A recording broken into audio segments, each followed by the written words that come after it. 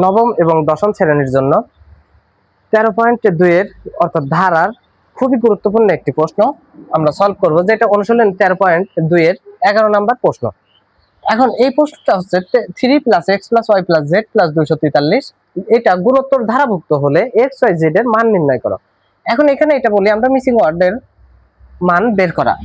এখন এই অঙ্কগুলো যত রকম আছে, এইখান থেকে আমরা যখন এই মিসিং ওয়ার্ড অর্থাৎ সূচকগুলোর মান বের করব, তখন যততম পদের মান দেওয়া আছে, তম পদ বিষয়টা খেয়াল করে, যততম পদের মান দেওয়া আছে সেটার উপর ভর করে মানটা বের করব। অর্থাৎ আমরা এক্সটা এখানে কি দ্বিতীয় পদ, মানে দুইতম পদ, দুইতম পদ। যেহেতু এটা গুণোত্তর ধারা, দুইতম পদের সূত্র গুণোত্তর ধারা কি হবে, a r to the power n - 1 মানে কি 2 - 1, তার মানে a r টু দি পাওয়ার 2 তে 1 মাইনাস দিলে 1 থাকতেছে, 1 এর দাম নাই, তার মানে a এবং r দুইটার মান কিন্তু আমার প্রয়োজন। তো তার মধ্যে দেখি a হচ্ছে প্রথম পদ, মান আছে, কিন্তু r কি, r সাধারণ অনুপাত যেটার মান নাই।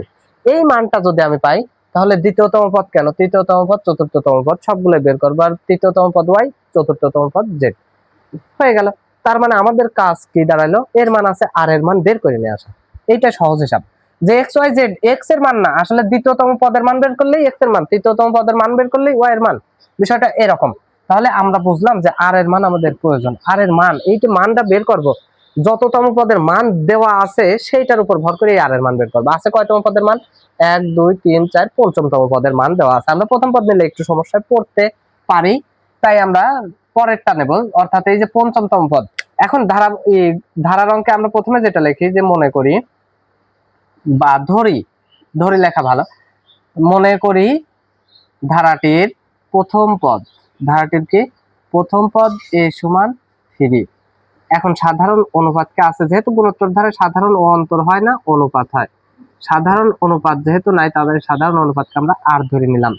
এখন আমরা জানি, আমরা জানি যেহেতু এই জায়গা তম পদের হিসাব আসতেছে, যে 2তম পদ, 3তম পদ, 4তম পদ, 5তম পদ, তো আমরা জানি গুণোত্তর ধারার n তম, আমরা জানি n তম পদ a অফ n সমান, n তম পদ a অফ n সমান কি a r to the power n - 1। এই সূত্রটা লিখবো। অতএব অতএব পঞ্চমতম পদ সমান কত, 243।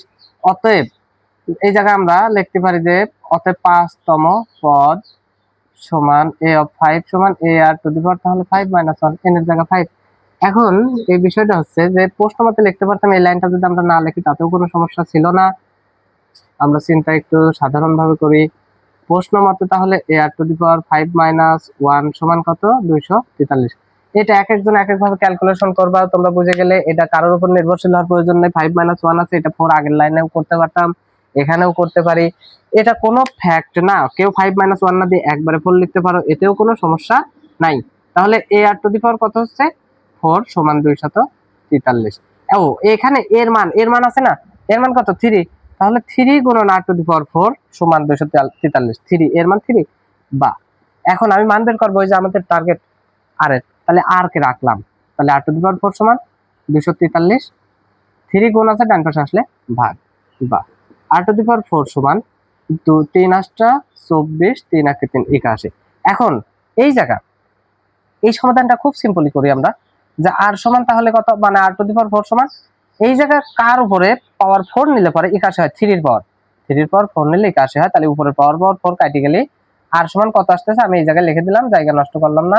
r সমান তাহলে 3, r এর মান কি 3, এর মানও 3, একই হোক, তাতে আমার কোনো যায় আসে না। এখন দেখো, আমি এর মান যদি পাওয়া যায়, r এর মান যদি পাওয়া যায়, আমি কিন্তু x y z সবার মান খুব ইজিলি পাওয়া যাচ্ছে। অর্থাৎ x এর মান কি দ্বিতীয়তম পদ, তাই 2তম পদ, 2তম পদ এখানে কি x না, 2তম পদ আমরা ডাইরেক্ট x লিখতে পারি, এতে কোনো সমস্যা নেই। তাহলে a r টু দি পাওয়ার কি 2 - 1, এর মান 3 গুণ r এর মান 3, পাওয়ার উপরে এই 3 এর উপরে পাওয়ার 1 দিলাম আপাতত, 3 কে পাওয়ার 1 করলে 3, 3 3 কে 9, তার মানে x এর মান 9। এটা একটা অ্যানসার শেষ। এবার তৃতীয়তম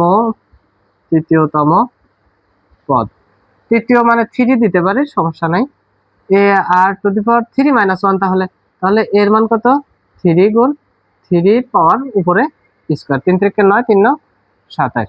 এবার চতুর্থতম পদ, চতুর্থতম পদ কি z সমান, এটা y সমান, আচ্ছা z সমান কি a r টু দি পাওয়ার চতুর্থ মানে 4 - 1, তাহলে এর মান 3 গুণ 3 তারপর 3। এখন 3 কে কিউব করলে 27, 3 27 81। তার মানে এক্স হচ্ছে 9, ওয়াই 27 আর জেড হচ্ছে 81। অ্যান্সার হয়ে গেল। খুব সিম্পল, সাধারণভাবে ধারার অঙ্কে খুব সাধারণভাবে চিন্তা করবো যে এটা তমপদ নাকি সমষ্টি। এই গুণোত্তর ধারার 13.2 এটা খুব ইম্পর্টেন্ট। এখানে মিসিং ওয়ার্ডের গুলো তমপদ, তারপর সমষ্টি, তারপরে আরেকটা বিষয় আছে হচ্ছে স্বাভাবিক সংখ্যার বর্গের সমষ্টি, ঘনের সমষ্টি, স্বাভাবিক সংখ্যার সমষ্টি। এইগুলো করে গেলে 100% ইনশাল্লাহ কমন পাবে। যারা আমার ভিডিওটি এখনো লাইক, কমেন্ট এবং সাবস্ক্রাইব করে নাই তারা কিন্তু চাইলে সাবস্ক্রাইব করে রাখতে পারো। আর যাদের যে কোনো অনুশীলনে যে কোনো অধ্যায় যে সমস্যা আছে আমাদের প্লে লিস্টে কিন্তু সবগুলো সমাধান ইনশাল্লাহ করা আছে, এবং যেভাবে তোমরা ভিডিও চাও সেগুলো কমেন্ট বক্সে দিয়ে দিলে আমি কিন্তু ট্রাই করবো সেইভাবে ভিডিওগুলো বানানো।